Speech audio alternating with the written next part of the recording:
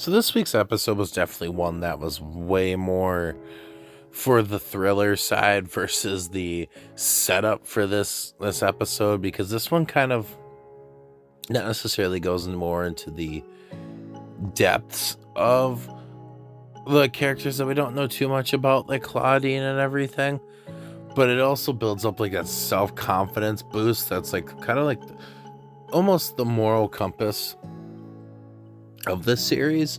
I've noticed, like self-confidence and trust. But so let's just get into it, because that's just gonna make so much more sense, because we all want to know about the mathematic knuckle fight bullshit. So okay, so we start off with both the groups getting the rules for the event from the guild leader, and she's pretty much telling them, they have like a set of mathematic problems that one member from each team has to solve, and the other two are kind of like brawling it out at the same time. So it's two members from each group, and if there are more than 10 answers right from the person that got the less right, that team gets a free hit on the brawler. So it's like, kind of like depending on two people to do this. And of course, Kuran gets to do the mathematics because she drew that, and Nick's gonna be the one fighting. So it kind of worked out in that sense. Then we go flash right after that, I would say, and Zem is actually testing Kuran and her skills at mathematics with, I believe, I want to say Kizune is also there, kind of just watching, because I think he might have a purpose later on more, but at this point I feel like, Kizune is just kind of there to be there as like a filler character. Obviously, we've only had him for a couple episodes now. Nothing serious has really happened, so it's really hard to determine. We're only halfway through the series, but she does all right. She gets like a quarter, so like 30%, or it's like a fifth, like 30% out of 100. And Zem's pretty surprised, because I don't think he thought she was gonna do very good, because, well, she's not the brightest bulb on the Christmas tree. She is a fighter, so I mean, fighters don't need that big of a brain. So we got a week till the fight. Kuran and Zem are just gonna be training, so that she has an opportunity to, do the fight and do decently well. Zem's been kind of disappearing, and everybody's kind of noticed, and they don't know what he's doing. But we come to find out he's been visiting. Well, they know it's the girls, but they don't know what for. So he's going to a strip joint, because we know Zem has an ex-priest with hooker problems, of course. Goes and asks like around about, like what the other group's been up to, and if, they're gonna like plot any cheats and everything.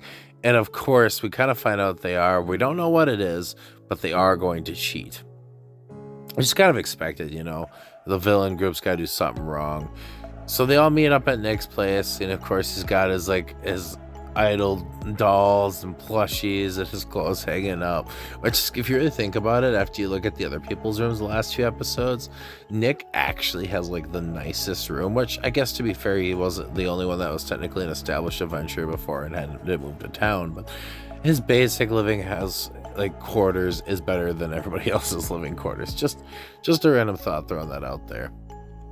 But they discuss it. They know somebody's gonna cheat, and they find out that's why Zema's been gone. So they kind of come up with this plan that once they kind of figure it out, Tiana's gonna give a signal, and then that will be the determination, or the determiner for everything. And right after that, for some reason, we get this like dream flashback vibe for Kuran, or not Kuran, my bad, I apologize, for Claudine.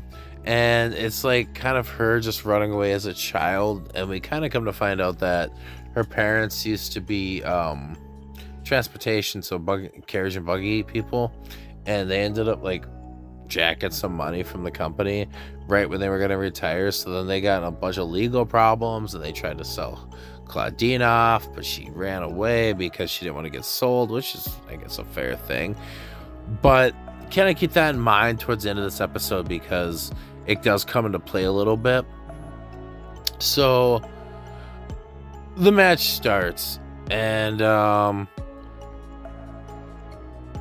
at first Claudine obviously is like, oh, this will be nothing, and Karan's like kind of like nervous.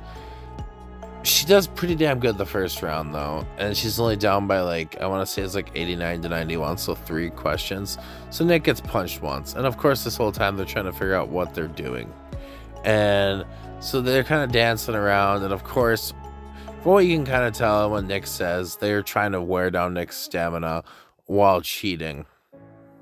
And Nick's taking the punches, but surprisingly, Karan's doing really well in this, and she's kept it down to 1 punch each. So she's, if you really think about it, this game is mostly based on the mathematics, because if the one team sucks at it, that person's gonna take so many penalty-free shots. And you'd think it'd be about the fighting, but it's kind of a mixture of both. It's like the chess boxing that we've gotten recently with Ludwig. But long story short, we get to towards the end of the battle, and they kind of figure out that they're using the Mind Stones, kind of like the telepathy for Claudine to figure out the answers. So Tiana makes this like barter, and she says, you know, we're wasting time.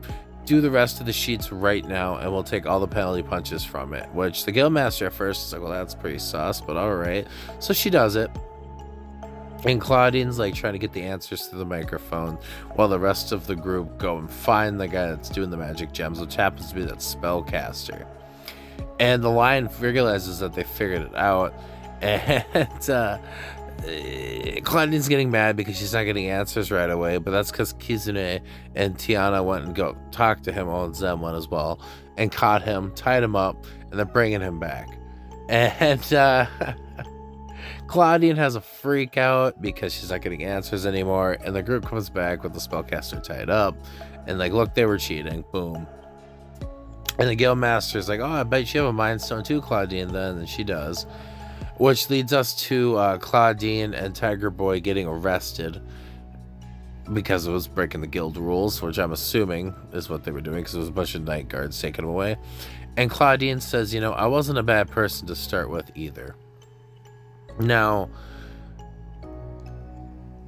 she's trying to like blame her past for what she did and everything.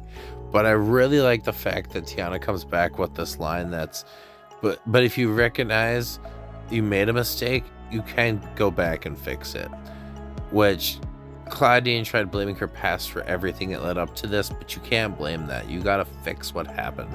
And that's kind of the moral theme of this like episode, where it's like you can't blame your past, you just gotta move forward and keep doing.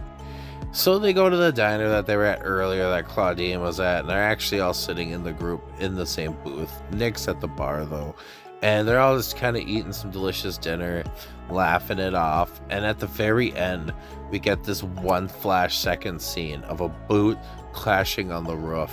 Who knows who it is? It could be, you know, obviously anybody, but I don't want to assume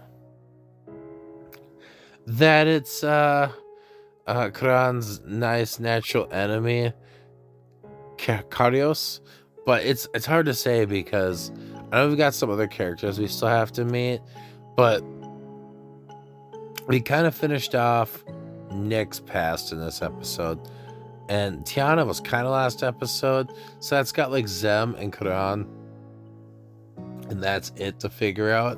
Even though we did kind of figure out Karan a little bit, but we didn't figure out the Karios situation. But that just leaves Zem and her. And I really doubt this is a Zem type of arc. I feel like he's going to be towards the latter end of the season. So it's hard to say. We'll figure it out next week, but I got a feeling that might be what it is. I hope so, because we need some more action scenes and dungeon scenes. Because this episode was pretty freaking good, but no dungeons. You know, it is what it is. But with that, I guess that's pretty much all there is to this episode. It was a pretty solid episode, and it's got me looking forward to the next one. So yeah, if you enjoyed this video, please leave a like, and if you didn't and you made it this far, thank you very much. If you're feeling generous, a subscription would be freaking amazing, but you don't have to, obviously. And yeah, this has been Squids, and until the next video, peace.